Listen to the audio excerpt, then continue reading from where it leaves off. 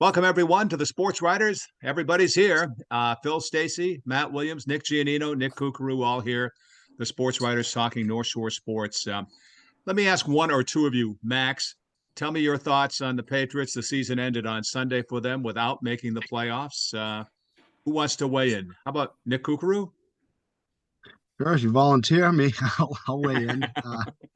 I mean, this is probably the most disappointing of Bill Belichick's 23 seasons here, I'd say. I mean, I think they kind of screwed up, but there's really no other way around it. The way that I think they're responsible for Mac Jones taking a big step back this year. I mean, he stunk this year. He didn't stink last year. What happened, in between then? I don't think they really put him in a good position. I think he could have handled himself a little bit better in certain instances, dealing with the cards he was dealt. But he wasn't really dealt a very good deck of cards this season, and I mean, it cost him. We won't talk about my other predictions, but I did nail the 8-9 record for the Patriots in my preseason. I also picked the Raiders to win the AFC West, so we won't go dive any deeper into my awesome predictions, but I nailed that one. So, You can claim one. Yeah. Anyone else? I think I might have been 8-9 too. I'm gonna have to look that up. I think I had them at 10 or 11 wins. I blew it there, but guess I had too much faith in them. I don't know. I thought they didn't deserve to win yesterday. You can't let up two kick returns, two huge plays on offense and expect to win. They weren't as good as Buffalo. And I think even if they made the playoffs, they probably would have got crushed by Buffalo or Cincinnati or one of those teams anyway. So this wasn't their year. Hopefully they can make some changes in the offseason. I think Willie would be the first to tell you Matt Patricia's got to go, at least when it comes to calling the plays. I thought yesterday was probably his best play calling game maybe of the season. They did get their offense going a little bit, but yeah, too much regression with Mac and just a lot of choke jobs, so to speak. I mean, how many games can we look at on their schedule that they probably should have won? They stink. I didn't have any high expectations after the first few weeks there. So I think they were right where they should be. 8-9 seems about right for that team. I think the defense was okay. I don't think it was, the 85 Bears, but they were decent. Certainly kept them in games. But the offense was a train wreck that went off the tracks early, and I think even despite maybe some better play later in the season, it didn't really matter too much. But they go 2-5 down the stretch.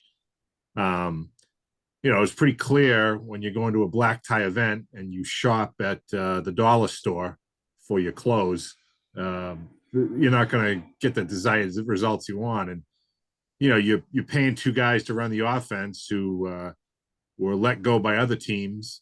And so you get them on the cheap because they're still being paid by those teams, and which allows the coach general manager to have the exorbitant salary he does and save on his assistants. And, you get what you get there from those two. Offense is a mess. I think there are some parts. Like I'd like to see Hunter Henry stay. I think Stevenson is a good player. I think Devontae Parker in the right offense is a good signing. But, we can let the Jonnu Smiths and the Nelson Aguilars go. I mean, what are we doing with those guys? No help at all. Kendrick Bourne's got to be able to play better, more consistently. Got to establish more of a run game. I mean, I think they were like 21st in the league. They are who they are. They're a middling, average NFL team that beats bad teams and loses to good teams. I think my prediction was 8-9, maybe 9-8, but it was right around. I know Willie had the lowest one. You have 7 wins for them, Willie, I want to say. I had 6. I mean, 6. But July... I did pick the Vikings. I did pick the Vikings to win the Super Bowl. So as crazy as that sounds, I suppose that still could happen. Well, July 27th, I began an odyssey of listing off 30 men that I have personally interviewed that would be better to run the offense than Matt Patricia. So I just, I said to one of the beat writers, so-called beat writers of the Patriots, everybody's piling on now. Real courage was saying how much of a joke this was going to be in July, because everybody knew it and was afraid to say it because they think Belichick's so great. And I guess my question is, if every Joe with a Twitter account and a huddle login knew that this was going to be a terrible offense, then how did Belichick not know?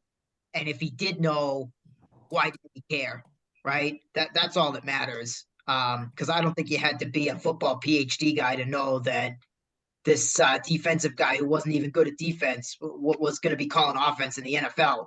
You know, I don't agree with that. I think he definitely had his moments on defense. I mean, he led some pretty good teams with the Pats. I don't know. He did. He led the teams, or did the guy playing quarterback in Tampa Bay lead the teams? Well, sure. Yeah, obviously you give a lot of credit to Brady, but they had some good Just defense. like when Patricia said, somebody asked him in Detroit, how come he can't manage the fourth quarter? And he said, I have the biggest fourth quarter play in Super Bowl history. It's like, oh yeah, you do, Tubby, you do. Like, I thought it was Malcolm Butler that did that. So I mean, Vicious. Come on, like it's just mom. But the guy's attitude is a joke, telling people to sit up straight, and anybody that followed what was going on in Detroit, you know that people don't respect this guy, and that's it. I mean that's the bottom line. You can't act like Bill Belichick and not be Bill Belichick, and he's just another one in the long line of guys that have learned this. But anyway, he's got tens of $millions in the bank, and I'm just some bald idiot sitting in my house with a Utica Comets jersey on the wall here. So, in the game of life, he's way ahead of me. So I mean, he's never going to hear this. He doesn't care. Well, Willie, it's nice. It's nice to know, Willie, picks. you've softened your point of view in the last 6 months. Well, it's not that it's softened. I just, we have to admit our humility here too. Like, I'm looking at our picks from before the season, September 7th, that we made. I think the most egregious one, I gotta throw you under the bus there, Nino. You had the biggest fraud team, the Eagles. I had the Eagles as frauds. The biggest fraud team, yeah. Which I suppose I wasn't very high on Jalen Hurts, and he obviously proved me wrong. So that was the pick there. Well, we all had the Bills. Did you have him in fantasy? I did. And then you picked him as the fraud? Like that's not. I did. That's ridiculous. I mean, the I only thought he reason was a fraud that. Well, no, because I thought he was I always thought he- good fantasy wise. Yeah, He I always thought he would found be a way good to get fantasy. 20 fantasy points, even if he wasn't that good. This year, Yeah, he's because he ran. unbelievable. Because he ran. That's why I picked him. But yeah, No, the Well, only reason I picked we all had the Bills going to the Super Bowl. I had them beating Minnesota. Will, you had them losing to Dallas, and the two Knicks each had them going against Tampa Bay. Kooks has the Bucks winning. Nino had the Mafia winning. I mean, the only reason I picked Dallas was because I ended up with Prescott in fantasy. I was trying to will it into existence.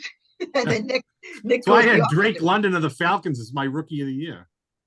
I mean, he's pretty good. I don't know. Like, I mean, they stink. He's not going to get any awards, but I mean, he's a nice player.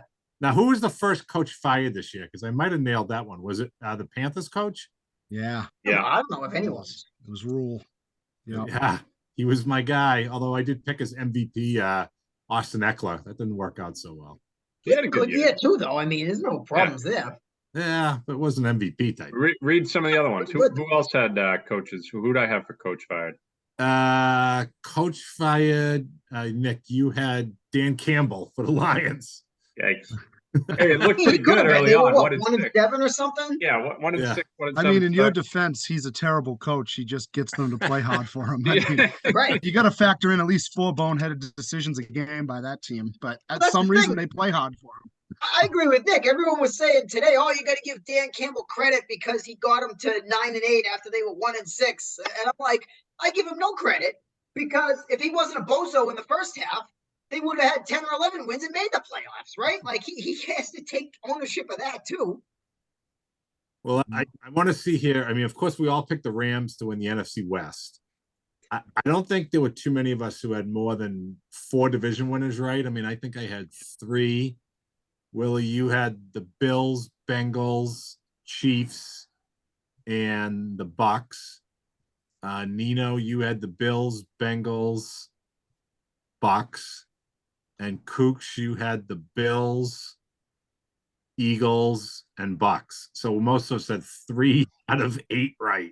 Well, so I counted the playoff teams earlier today for our next inclination here. What is there? 14 playoff teams these days. Yeah. So Phil picked 10 of the 14. I did. Nick Kukuru and I picked 8, and I think Nino picked 6. out of the 14. So I mean, I picked 10. That's actually surprising. But that's the NFL, right? Like it's usually some teams crap that too. there's either injuries like the Rams, or else teams that last year won a bunch of close games, and then this year they lost the close games. I mean, I saw people piling on McDaniels because the Raiders were a playoff team, and this year they regressed. And it's like, well, doesn't that happen every year? Every year, aren't there a couple playoff teams that regress because they end up losing those close games? I mean, that's not uncommon for your middling NFL. I mean, I'll say the biggest mistake that I made in the picks and certainly in fantasy too. I thought the Broncos were going to reload and be ready to rock and roll, and I thought Russell Wilson was going to be like Peyton Manning going there or Brady going to the Bucs. And gosh, I couldn't have been more wrong about that. Yeah, I mean, not coach so was an much. idiot and Wilson's a fraud, so that didn't work out too good. That derailed my picks for sure. Well, in a two quarterback league, when you had Russell Wilson, that was made for a tough year. It was like 2:30 Sunday afternoon, and the Patriots were that close to making the playoffs. You never know, right? Yeah, exactly. Yeah. And then, look at Miami, right? Like Miami made it this year. I don't think anybody'd be surprised if they lost a couple extra close games next year and we're out, like that. Right. That's just when you're a middling team, you got to ride the roller coaster like that. Well, and I will say in our defense, Bill, not one of us, even Nick, with picking the Patriots for 10 wins, none of us had them making the playoffs. So I think I give you credit for that. Hey. Well, that was a fast 2 minutes. Yeah. People love the NFL, man. It's exciting. I mean, I'm looking forward to the games, even though, New England's out of it. There's a couple of good ones on the state. Sure. And, next weekend's better. The divisional weekend's usually like the best weekend of the year, but the wild card's not terrible. How about Seattle getting in and Geno breaking Russ's yardage record for a season in his first year? Who would have seen that coming? Crazy. It's not, as a fan, you don't have as much riding on it when the Patriots aren't in it, but it's a hell of a lot less stressful. You can just watch the games and I don't care who wins. I just want to see a good game, or I root against certain teams, I don't want to see, if Green Bay was in, I don't want to see them win, kind of thing. Or, for every blowout, there's usually some game that comes down to a field goal. So it should be, right. You just want to make sure, you just want to hope you're in front of the TV when the close games are on and not right. The blowouts. And there have been some great games, as you guys were mentioning this year. There's been some fantastic NFL games this year. Yeah. All right, here's I'm looking at the clock here, so I'm gonna mix it up a little bit here. So let's go to your sports. Like Nick G's got the basketball, Nick Kukuru's got the K-Band. Let's pick 1-2 things tops. Instead of I don't know if we'll have time to go through all the teams this week. We'll catch up next week for sure. But let me just hear, one of your top thing or 2 things. And then we can follow up later, probably. We'll have some time. So, Nick Giannino, let me start with you because we were talking about starting with basketball. So, I know I'm not going to lead you to this, but I know that Salem beat Peabody Friday night. That was kind of a big game here in the Northeastern Conference, but maybe there and something else that you think has been big in boys basketball here. Yeah, just overall in the NEC, and I'm sure I've talked about this probably a few weeks back on the podcast, but it's wide open. You got Lynn English is clear-cut favorite. They're dominant. They beat a good Beverly team by 30 points or so. Lawrence, you're saying, or Lynn English? What's that? Well, are you saying in the division, or because did Beverly play Lawrence and English? Yeah, they played Lawrence. Oh, okay. Yeah. I thought you did. They play Lynn English then? Yeah, they did. Okay, and they play Lawrence again this week, right? Yeah, they play Lawrence again. Yeah. I was a little confused if you thought English was still in the league, or you're just talking Division 1.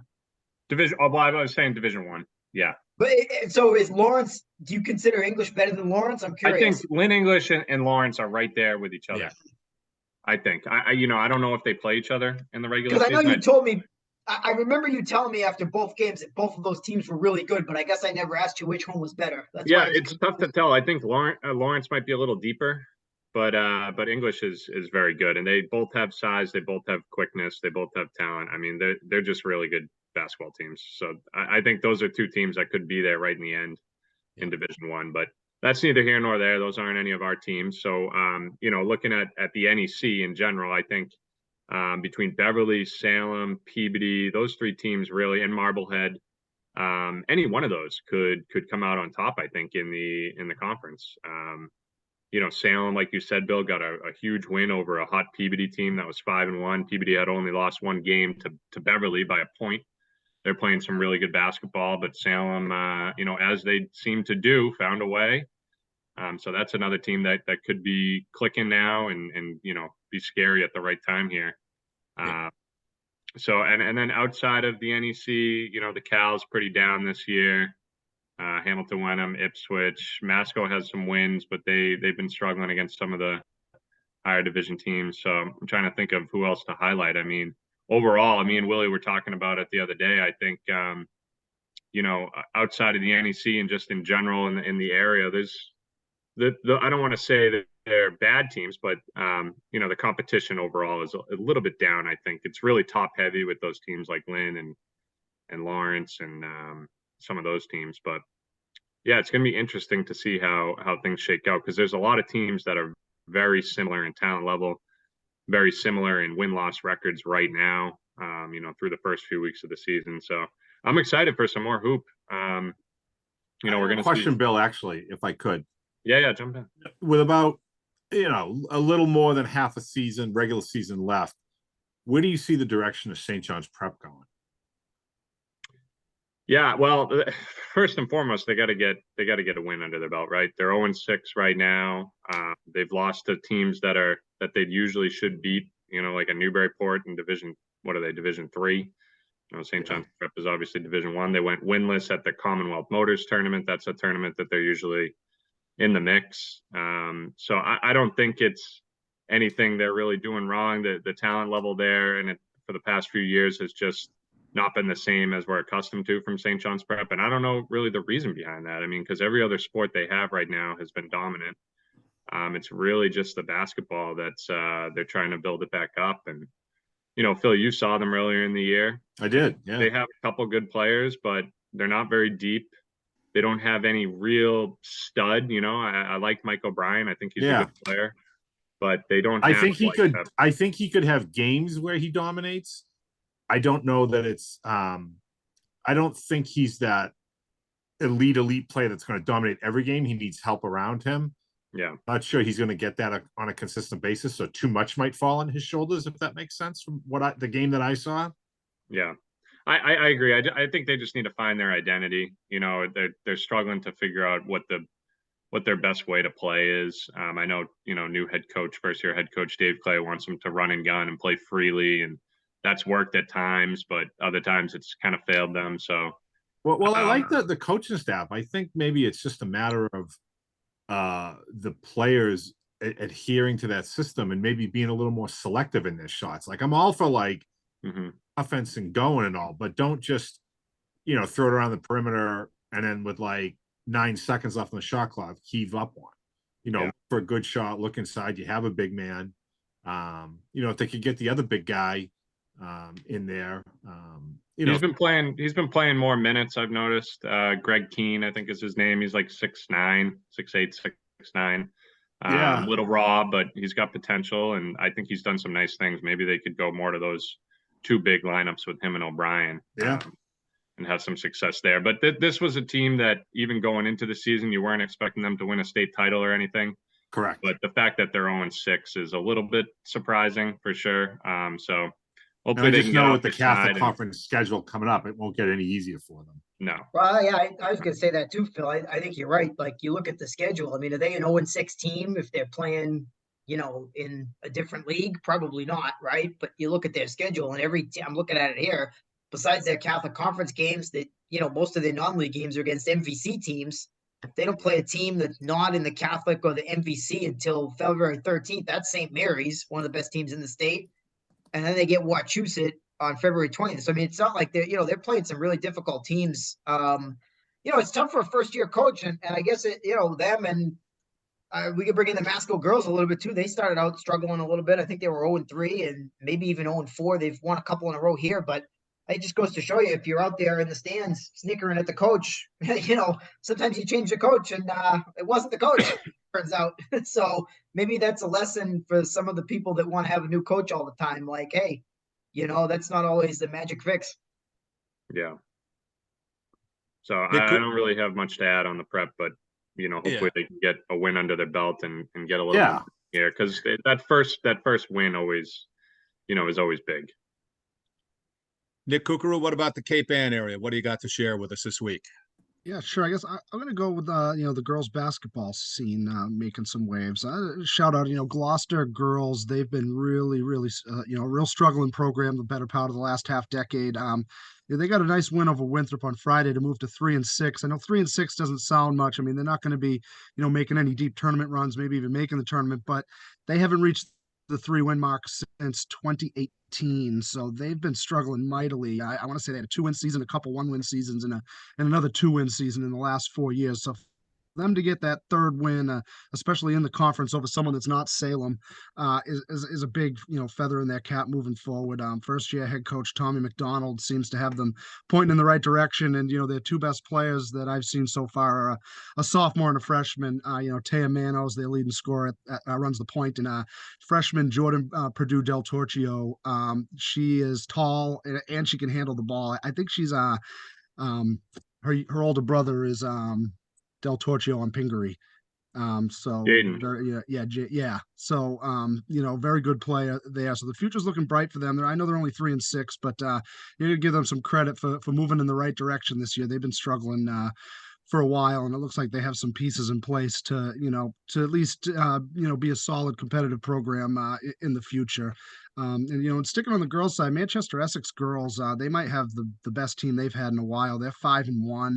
Their only losses to Newburyport, who I don't know if they've lost to anybody yet. Newburyport, and they just kind of do it with balance. They have some depth this year. They go about 7-8 deep, and any one of them can lead the team in scoring on any given day. I don't know if you'll see any of them on the area's scoring leaders, but they're a good team and they really spread it out.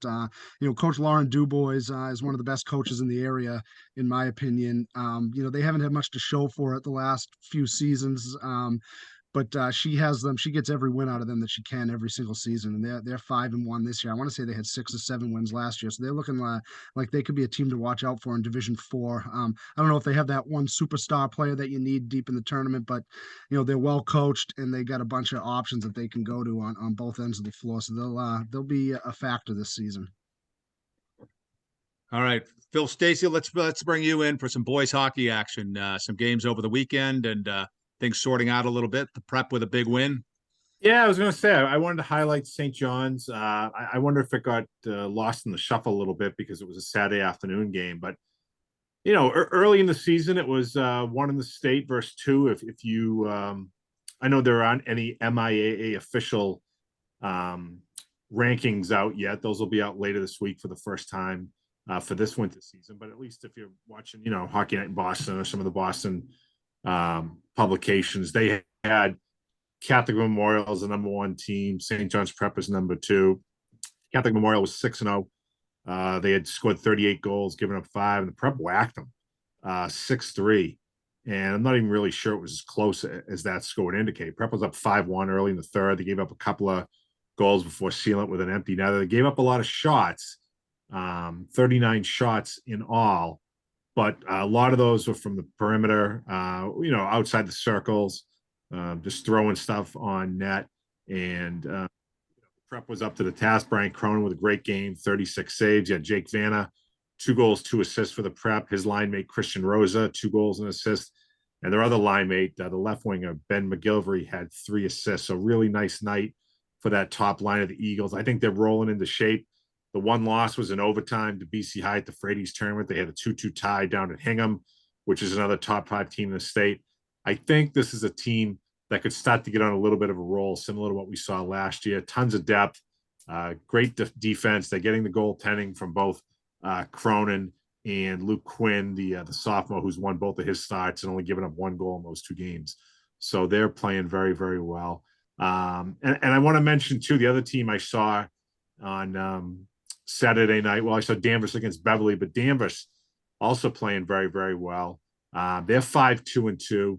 I don't think enough people realize, and just to give you a little sneak peek, I'm kind of writing something later this week about the 4 defensemen they have who play a ton of minutes.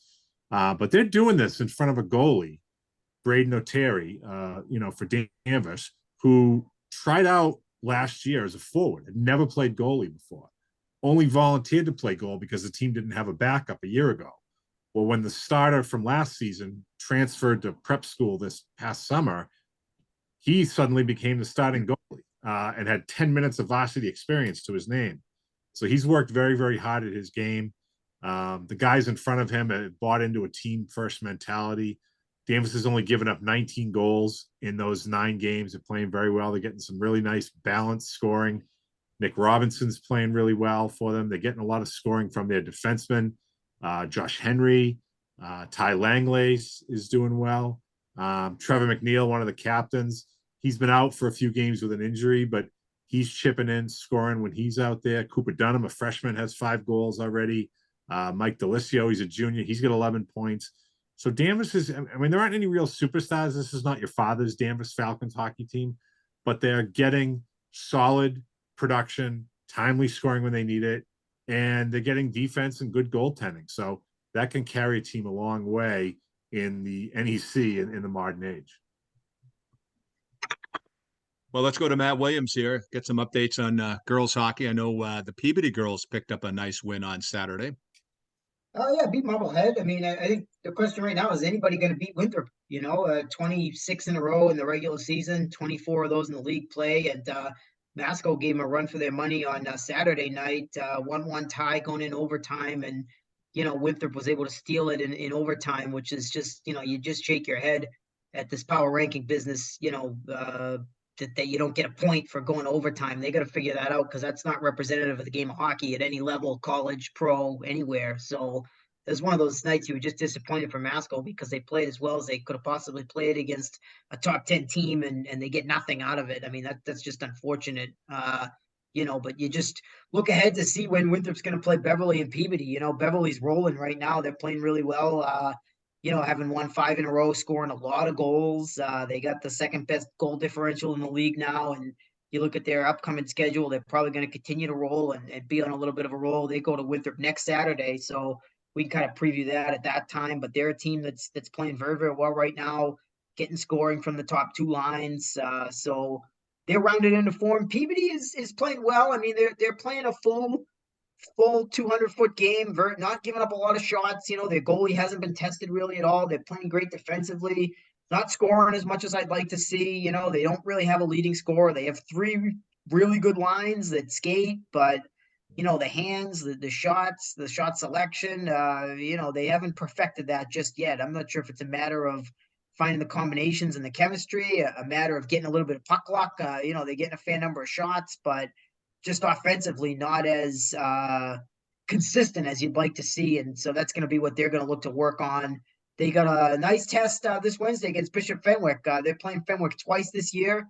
Fenwick's playing very well. They're coming off a 5-5 tie, very exciting offensive game. They started off the season with a couple of tough losses, but they've now evened their record at 3-3-2 and beat Peabody last time out in the Girls Carlin Cup. So this game on Wednesday is going to be a preview of that. It's not the Carlin Cup. That one's on President's Day. So you might say that this one's for the water and the next one will be for the wine, as Coach Colombo at Brockton used to say. But nonetheless, should be a good game and looking forward to, seeing 2 good teams play each other there on Wednesday. Good. Any of you guys could handle the girls hoops at all? A note or two from that? Well, it's nice to see. Go ahead. I was gonna say it's nice. I mentioned Masco earlier with the coach thing, and they've strung together back-to-back wins now in conference play. So you got to think that they're starting to find their rhythm a little bit, and that's just nice to see because that's a team coming into the year that I think we all felt would be pretty good. We're a little bit surprised that they stumbled out of the gate, but they've certainly righted the ship. Stringing together a couple of wins here, and I'm sure they figure they're going to continue that. Willie, you may be a little more tuned into this than I am, residing in the Tri-Town area, but what's going on with the turnover in coaches there? I mean, I already hear people complaining about this coach, although maybe that subsided with some more wins, but you run Bob Romeo out of town. Same thing to was it Shannon last year, Shannon Kerwin. I mean, they have the players. What's the deal up there? Well, I don't know. I mean, they all had good records. It's not about the record. Right. Yes. Certainly So there's, what is it then? well, it's not really anything that can be divulged publicly. I mean, there's disciplinary issues and things of that nature. Whether that's true or not is for depends on who you believe, right? You hear two sides of every story, and the bottom line is it doesn't work out, but it just goes to show you it's not always the coach. Everyone likes to blame the coach. Coach sometimes gets credit, but usually that's kind of coach in high school is like being a quarterback in the NFL, right? Like when things go wrong, you got to take all the blame, and when things go right, sometimes the credit goes elsewhere. I do. Yeah. And that's kind of how that is. But it is interesting. It is a school that has a lot of turnover traditionally, in not just in girls basketball, but in every sport. Since I've been at the newspaper, they've had I think 4 baseball coaches, 4 boys hockey coaches, I think 5 girls hockey coaches, boys basketball is 4 or 5, and that's in 15 or 16 years. Girls soccer just 2, boys soccer I think 3. So it does tend to have turnover. I think that's par for the course right now. I think we've seen a lot of coaches leave a lot of plum jobs in the last 4 or 5 years. Danvers comes to mind as a place that's had a lot of turnover the last 4 or 5 years. So I do think things are moving in that direction as far as short careers because of the burnout factor, because of, if you're not a teacher and you get a promotion at your real job, right, you got to go because it takes too much time. You get Right. into coaching young, you have kids, you got to go home with the wife and the kids, and some of it is the heat that you take from the parents. It's not like nobody's paying their mortgage with their coaching salary, right? And I think after a certain number of years, a lot of guys and girls say, this isn't worth it. I'm losing my hair and losing sleep for a paltry sum to get abused like this. Let somebody else do it. So I think that is a little bit of a trend here that may continue if people don't kind of get some perspective and cut these people some slack. And now of course I'm sure there's dads sitting out there saying, well, so and so doesn't deserve the slack, and that may be true, right? Like each case is different. I'm sort of speaking generally. Right. I hope I haven't got myself in any trouble, but that's kind of how it is right these days. Unfortunately, I think. I think you said it well. It's just, Yep. it's, when I trust me, I'm not in the circles of girls basketball as much as I am, say, hockey, but you hear these things and it just makes you wonder, like, okay, well, this would be like the third coach in 4 years. And, with this smoke, this fire, I don't think all 3 are terrible coaches that can't get what they want out of these players. So They all had good records though, so I mean, it's not about wins and losses, right? right. I mean, What's the commonality here? Is it the program itself? Is it culture? Is it, parental influence? I don't know. Well, sometimes it's just a job. I mean, look at Marblehead girls hockey. They had 4 coaches in 4 years, and it was just a confluence. And now Brittany's brought some stability there, but that wasn't anything anybody did that was wrong. I mean, Chris Wells was an awesome coach and had every intention of staying there, and the boys' job opened up, so they split him over, right? So that was his. So there's sometimes these things, when you look, they look strange, but then each individual case, there's like a decent reason for it, right? So I mean, it's not like not necessarily unprecedented, I guess. In this No, the day. argument that I'd make there is that Marblehead girls hockey is not in the same winning percentile range as Massanutten girls basketball. So that's well, I mean, it's a much younger, I mean, I guess when Emily Hudak was there, right? They were the class of the North Shore for a very long time. I mean, I know what you're saying. It's a little bit different when you're not a co-op too. Yep. Yep, true. But I mean, it is just interesting, and people talk about the Patriots and Brady and Belichick. I mean, somebody should add up Bob Romeo's record at North Reading and compare that to Masco's since then. North Reading's is probably a little bit better, even though Masco's is pretty good. I mean, because again, they made the tournament every year. They won the NEC in the COVID year, and that was sort of unfortunate. That would have been their year to make a deep tournament run, and there was no tournament, right? And I'm sure there's a lot of teams across the state that can say that, but I mean, that certainly changes probably the way people look at that program. If there was a tournament that year that they had that amazing senior starting 5 led by Morgan Bavardi. So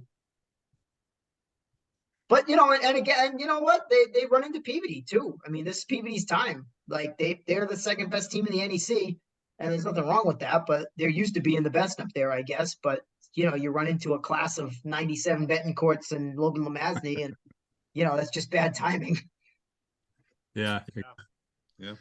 Well, gentlemen, we are just about out of time. Does anybody need to get a parting shot in here? Something that you've heard something, it's triggered something. Anybody want to get a parting shot in here before we head out of here this week? How about the gymnastics? They've started up. They often get lost in the shuffle because they usually don't do much in the month of December, and they've started up. We've had some great scores in the paper. I would encourage everybody to go back and look at Gene DePlacido's preview capsules from last week. That's a fun sport, and some pretty good scorers around here. We're gonna have some people make some impacts at the state level, looking at some of these scores from some of these teams, especially Masco. My goodness, they have like probably 4 or 5 girls that could win the all around. They're incredible up there. I'll say too, if you listen to this on Tuesday, get a chance to watch some high school hockey at Fenway Park Tuesday night when Bishop Fenwick takes on Archbishop Williams. Certainly hasn't been the season record-wise that Fenwick would have hoped for, but this is a great opportunity for them to play in the historic ballpark, once in a lifetime kind of deal. So they'll have a 1-hour scrimmage game against the Archies tonight. So if you get a chance, check that out. Will they be wearing Red Sox uniforms when they walk into the stadium? Phil, do you know that? Whether Fenwick will do that? My moles have told me that they will have special uniforms and left it at that. Oh, okay, cool. Okay. I don't know what that means. All right, there you go. All right. One last thing, Bill. Quickly. Just wanna Yep. shout out St. John's Prep wrestler Tyler Knox.